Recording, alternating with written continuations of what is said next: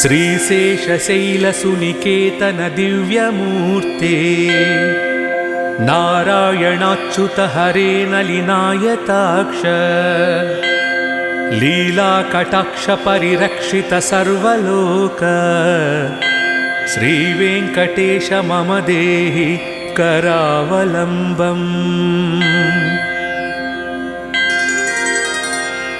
ब्रह्मादिवन्दित पदाम्बुज शङ्खपाणि श्रीमत्सुदर्शन सुशोभित दिव्यहस्त कारुण्यसागर शरण्य सुपुण्यमूर्ते श्रीवेङ्कटेश मम देहि करावलम्बम्।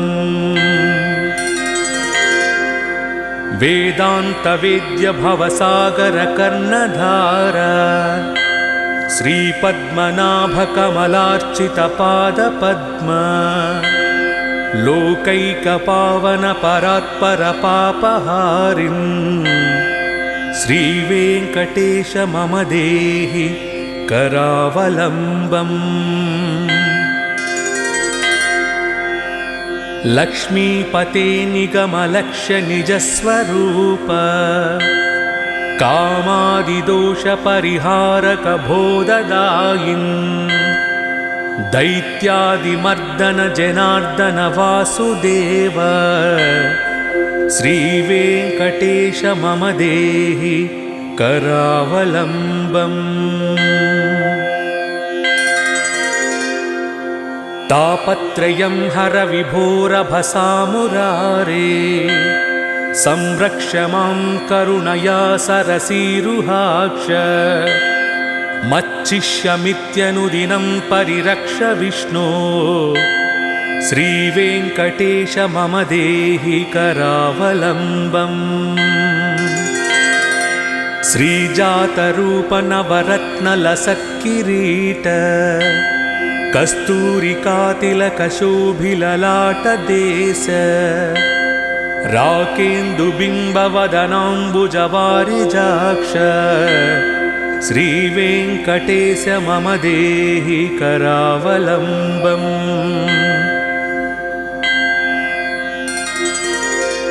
वन्दारुलोकवरदानवचो विलास रत्नाढ्यहार परिशोभित कम्बुकण्ठ केयूररत्न सुविभासि दिगन्तराल श्रीवेङ्कटेश मम देहि करावलम्बम्। दिव्याङ्गदाङ्कित भुजद्वयमङ्गलात्मन् केयूरभूषण सुशोभित दीर्घबाहो नागेन्द्रकङ्कण करद्वय कामदायिन् श्रीवेङ्कटेश मम देहि करावलम्बम्।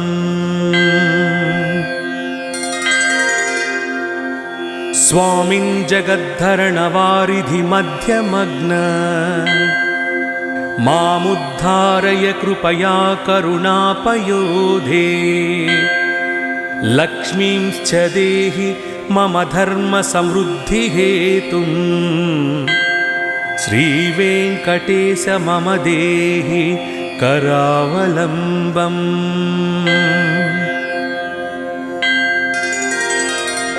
दिव्याङ्गरागपरिचर्चित कोमलाङ्ग पीताम्बरावृत तनूतरुणार्कभास सत्याञ्चनाभ परिधान सुपत्तुबन्ध श्रीवेङ्कटेश मम देहि करावलम्बम्। रत्नाढ्यदाम सुनिबद्ध कटिप्रदेश माणिक्यदर्पण सुसन्निभजानुदेश जङ्घाद्वयेन परिमोहित सर्वलोक श्रीवेङ्कटेश मम देहि करावलम्बम्। लोकैकपावन सरित्परिशोभिताङ्घ्रे त्वत्पाददर्शनदिने च ममाघमीश हार्दं तमश्च सकलं लयमापभूमन् श्रीवेङ्कटेश मम देहि करावलम्बम् कामादिवैरिनिवहोच्युत मे प्रयातः दारिद्र्यमस्य पगतं सकलं दयालु दीनं च मां समवलोक्य दयार्द्रदृष्ट्या श्रीवेङ्कटेश मम देहि करावलम्बम् श्रीवेङ्कटेशपदपङ्कजषट्पदेन श्रीमन्नृसिंहयतिनारचितं जगत्याम् एतत्पठन्ति मनुजाः पुरुषोत्तमस्य ते प्राप्नुवन्ति परमां पदवीं मुरारेः।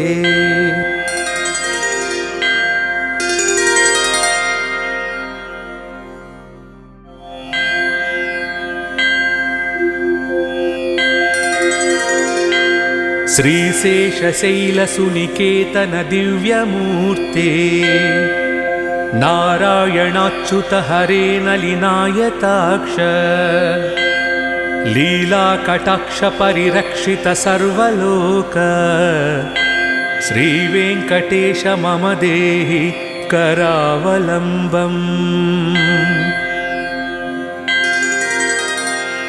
ब्रह्मादिवन्दितपदाम्बुजशङ्खपाणि श्रीमत्सुदर्शन सुशोभित दिव्यहस्त कारुण्यसागर शरण्य सुपुण्यमूर्ते श्रीवेङ्कटेश मम देहि करावलम्बम्।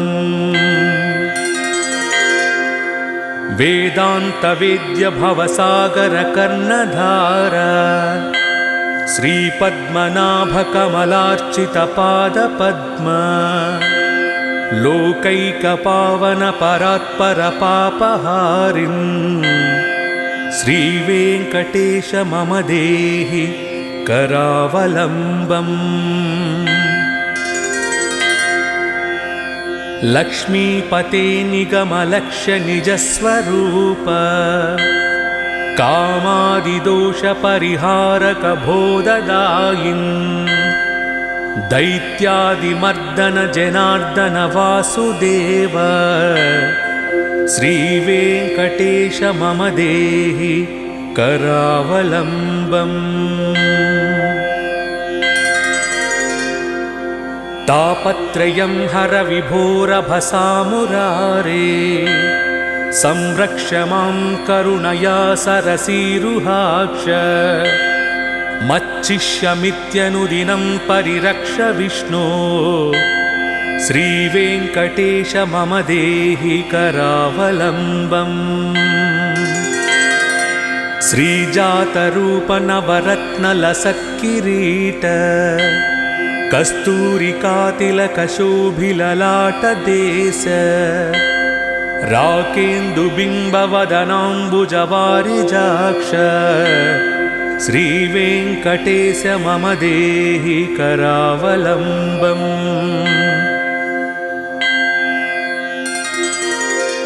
वन्दारुलोकवरदानवचो विलास रत्नाढ्यहार परिशोभितकम्बुकण्ठ केयूररत्नसुविभासि दिगन्तराल श्रीवेङ्कटेश मम देहि करावलम्बम्।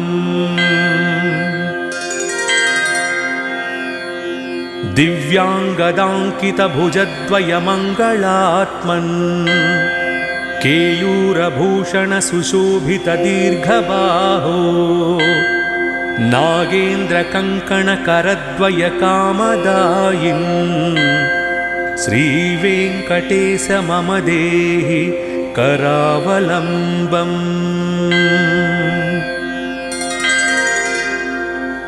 स्वामिन् जगद्धरणवारिधि मध्यमग्न मामुद्धारय कृपया करुणापयोधे लक्ष्मींश्च देहि मम धर्मसमृद्धिहेतुं श्रीवेङ्कटेश मम देहि करावलम्बम्।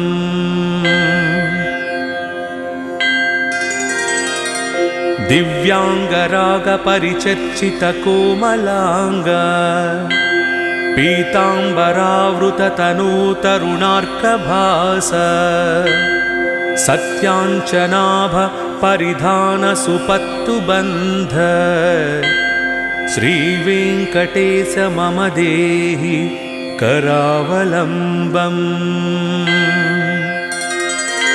रत्नाढ्यदामसुनिबद्धकटिप्रदेश माणिक्यदर्पणसुसन्निभजानुदेश जङ्घाद्वयेन परिमोहित सर्वलोक श्रीवेङ्कटेश मम देहि करावलम्बम्। लोकैकपावनसरित्परिशोभिताङ्घ्रे त्वत्पाददर्शनदिने च ममाघमीश हार्दं तमश्च सकलं लयमापभूमन् श्रीवेङ्कटेश मम देहि करावलम्बम्। कामादिवैरिनिवहोच्युत मे प्रयातः दारिद्र्यमस्य पगतं सकलं दयालु दीनं च मां समवलोक्य दयार्द्रदृष्ट्या श्रीवेङ्कटेश मम देहि करावलम्बम्। श्रीवेङ्कटेशपदपङ्कजषट्पदेन श्रीमन्नृसिंहयतिनारचितं जगत्याम् ये तत्पठन्ति मनुजाः पुरुषोत्तमस्य ते प्राप्नुवन्ति परमां पदवीं मुरारेः।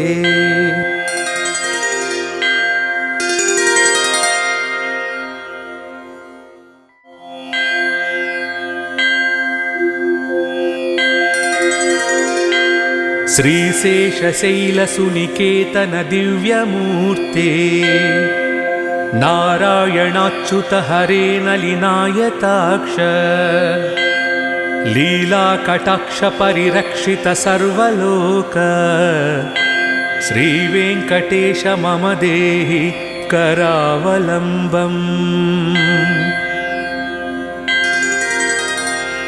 ब्रह्मादिवन्दितपदाम्बुजशङ्खपाणि श्रीमत्सुदर्शनसुशोभितदिव्यहस्त कारुण्यसागरशरण्यसुपुण्यमूर्ते श्रीवेङ्कटेश मम देहि करावलम्बम्।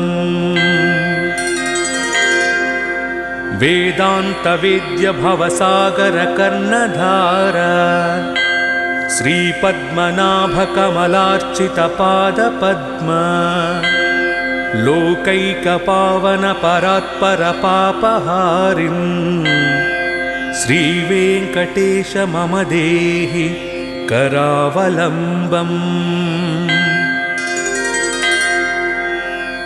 लक्ष्मीपते निगमलक्ष्य निजस्वरूप कामादिदोषपरिहारक बोधदायिन् दैत्यादिमर्दन जनार्दन वासुदेव श्रीवेङ्कटेश मम देहि करावलम्बम्। तापत्रयं हर विभोरभसामुरारे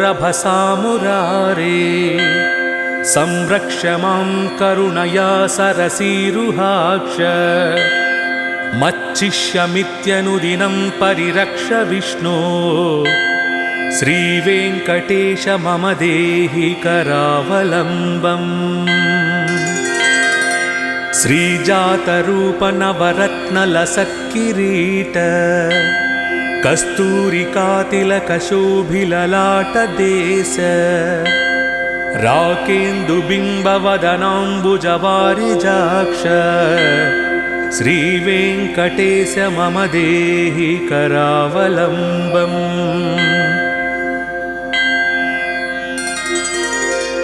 वन्दारुलोकवरदानवचो विलास रत्नाढ्यहारपरिशोभितकम्बुकण्ठ केयूररत्नसुविभासि दिगन्तराल श्रीवेङ्कटेश मम देहि करावलम्बम्।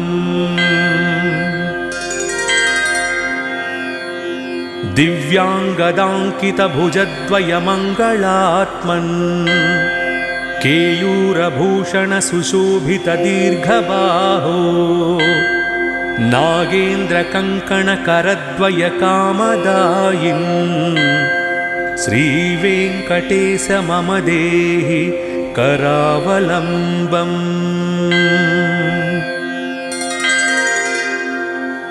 स्वामिन् जगद्धरणवारिधिमध्यमग्न मामुद्धारय कृपया करुणापयोधे लक्ष्मींश्च देहि मम धर्मसमृद्धिहेतुम् श्रीवेङ्कटेश मम देहि करावलम्बम्।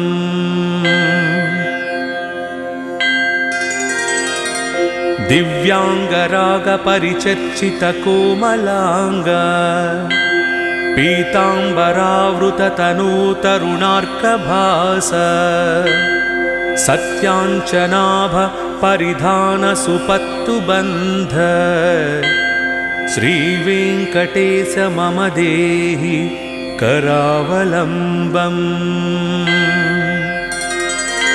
रत्नाढ्यदामसुनिबद्धकटिप्रदेश माणिक्यदर्पणसुसन्निभजानुदेश जङ्घाद्वयेन परिमोहितसर्वलोक श्रीवेङ्कटेश मम देहि करावलम्बम्। लोकैकपावनसरित्परिशोभिताङ्घ्रे त्वत्पाददर्शनदिने च ममाघमीस हार्दं तमश्च सकलं लयमापभूमन् श्रीवेङ्कटेश मम देहि करावलम्बम्।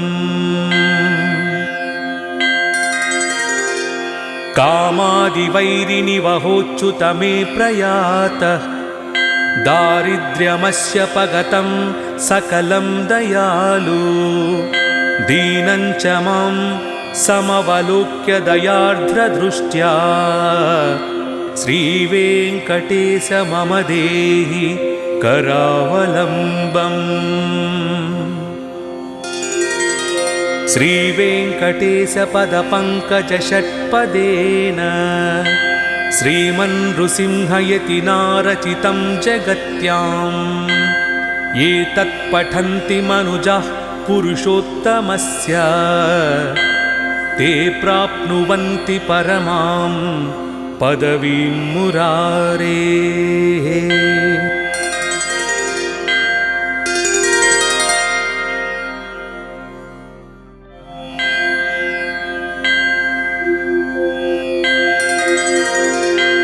श्रीशेषशैलसुनिकेतन दिव्यमूर्ते नारायणाच्युत हरे नलिनायताक्ष लीलाकटाक्ष परिरक्षित सर्वलोक श्रीवेङ्कटेश मम देहि करावलम्बम्।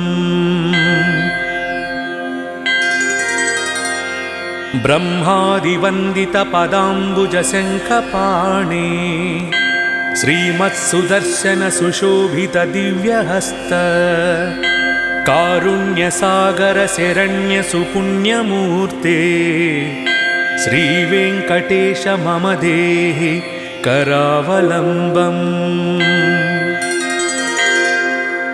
वेदान्तवेद्य भवसागरकर्णधार श्रीपद्मनाभकमलार्चितपादपद्म लोकैकपावनपरात्परपापहारिन् श्रीवेङ्कटेश मम देहि करावलम्बम् लक्ष्मीपते निगमलक्ष्य निजस्वरूप कामादिदोषपरिहारक बोधदायिन् दैत्यादिमर्दन जनार्दन वासुदेव श्रीवेङ्कटेश मम देहि करावलम्बम् तापत्रयं हर विभोरभसामुरारे संरक्ष मां करुणया सरसीरुहाक्ष मच्चिष्यमित्यनुदिनं परिरक्ष विष्णो श्रीवेङ्कटेश मम देहि करावलम्बम्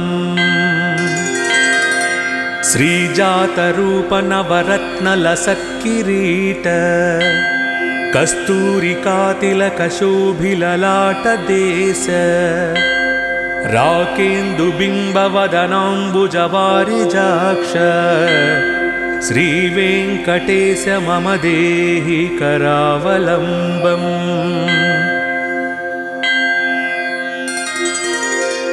वन्दारुलोकवरदानवचो विलास रत्नाढ्यहार परिशोभितकम्बुकण्ठ केयूररत्नसुविभासि दिगन्तराल श्रीवेङ्कटेश मम देहि करावलम्बम्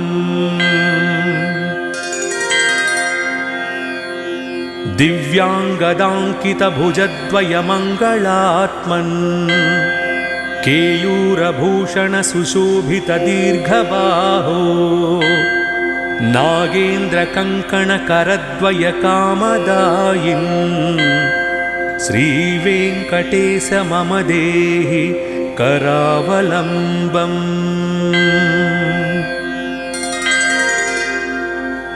स्वामिन् जगद्धरणवारिधिमध्यमग्न मामुद्धारय कृपया करुणापयोधे लक्ष्मींश्च देहि मम धर्मसमृद्धिहेतुं श्रीवेङ्कटेश मम देहि करावलम्बम्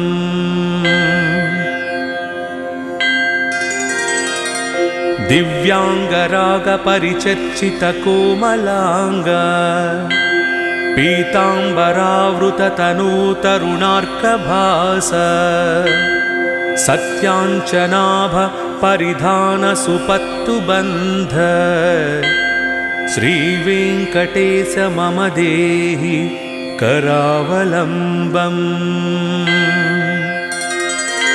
रत्नाढ्यदामसुनिबद्धकटिप्रदेश माणिक्यदर्पणसुसन्निभजानुदेश जङ्घाद्वयेन परिमोहित सर्वलोक श्रीवेङ्कटेश मम देहि करावलम्बम् लोकैकपावनसरित्परिशोभिताङ्घ्रे त्वत्पाददर्शनदिने च ममाघमीस हार्दं तमश्च सकलं लयमापभूमन् श्रीवेङ्कटेश मम देहि करावलम्बम्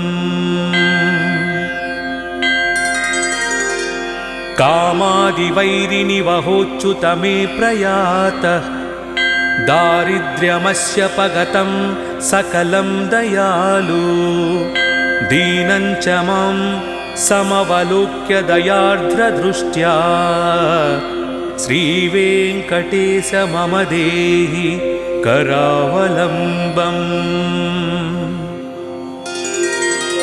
श्रीवेङ्कटेशपदपङ्कजषट्पदेन श्रीमन्नृसिंहयतिना रचितं जगत्याम् एतत् पठन्ति मनुजाः पुरुषोत्तमस्य ते प्राप्नुवन्ति परमां पदवीं मुरारेः।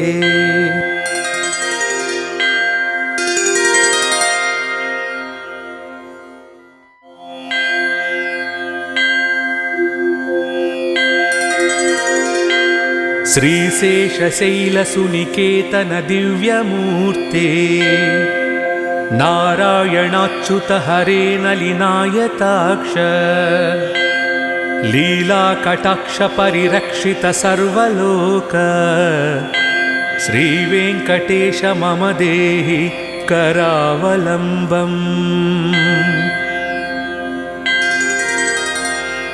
ब्रह्मादिवन्दितपदाम्बुजशङ्खपाणि श्रीमत्सुदर्शन सुशोभित दिव्यहस्त कारुण्यसागर शरण्य सुपुण्यमूर्ते श्रीवेङ्कटेश मम देहि करावलम्बम्।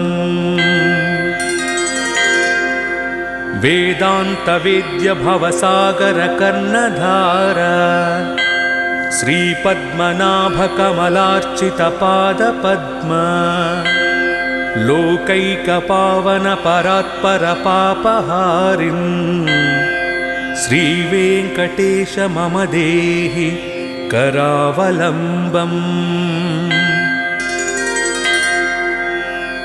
लक्ष्मीपते निगमलक्ष्य निजस्वरूप कामादिदोषपरिहारक बोधदायिन् दैत्यादिमर्दन जनार्दन वासुदेव श्रीवेङ्कटेश मम देहि करावलम्बम्।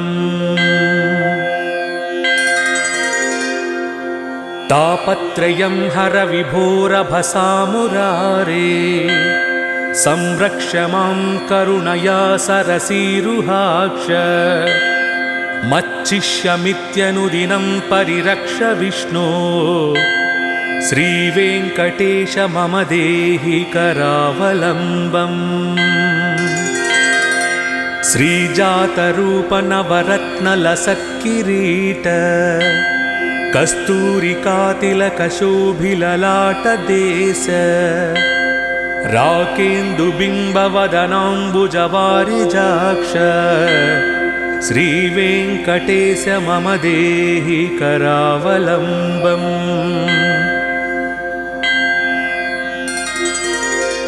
वन्दारुलोकवरदानवचो विलास रत्नाढ्यहार परिशोभितकम्बुकण्ठ केयूररत्नसुविभासि दिगन्तराल श्रीवेङ्कटेश मम देहि करावलम्बम्।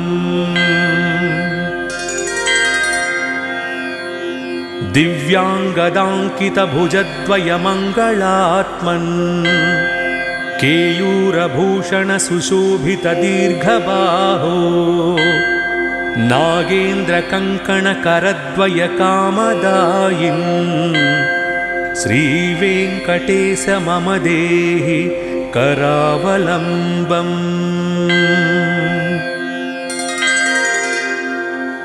स्वामिन् जगद्धरणवारिधि मध्यमग्न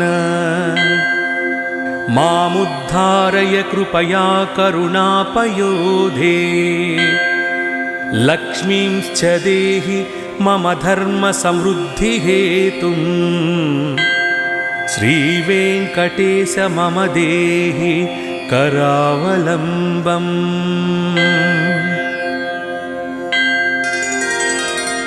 दिव्याङ्गरागपरिचर्चितकोमलाङ्ग पीताम्बरावृततनूतरुणार्कभास सत्याञ्चनाभ परिधान सुपत्तुबन्ध श्रीवेङ्कटेश मम देहि करावलम्बम्। रत्नाढ्यदामसु निबद्धकटिप्रदेश माणिक्यदर्पणसुसन्निभजानुदेश जङ्घाद्वयेन परिमोहित सर्वलोक श्रीवेङ्कटेश मम देहि करावलम्बम्। लोकैकपावनसरित्परिशोभिताङ्घ्रे त्वत्पाददर्शनदिने च ममाघमीस हार्दं तमश्च सकलं लयमापभूमन् श्रीवेङ्कटेश मम देहि करावलम्बम्। कामादिवैरिनिवहोच्युत मे प्रयातः दारिद्र्यमस्य पगतं सकलं दयालु दीनं च मां समवलोक्य दयार्द्रदृष्ट्या श्रीवेङ्कटेश मम देहि करावलम्बम्। श्रीवेङ्कटेशपदपङ्कजषट्पदेन श्रीमन्नृसिंहयतिनारचितं जगत्याम् ये तत्पठन्ति मनुजाः पुरुषोत्तमस्य ते प्राप्नुवन्ति परमां पदवीं मुरारेः।